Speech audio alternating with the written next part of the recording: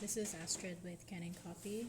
So I was not able to get this machine to leak from the group head at all, so I just want to show a demo of me pulling a shot, and then I'll use the blind basket here afterwards just to show you how the machine is working.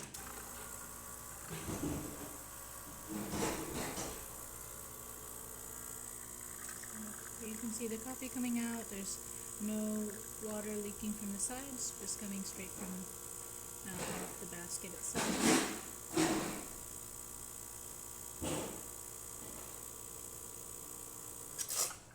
Okay. And then when it's done, you see some water release here, which is normal.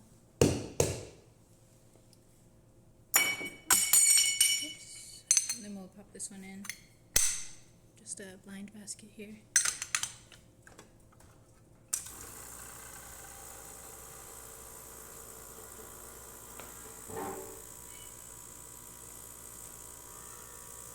You can see the same thing. There's no water leaking from any seal.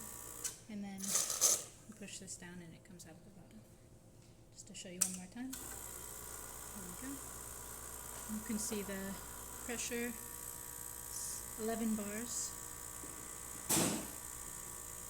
And there we go. Alright, thanks for watching.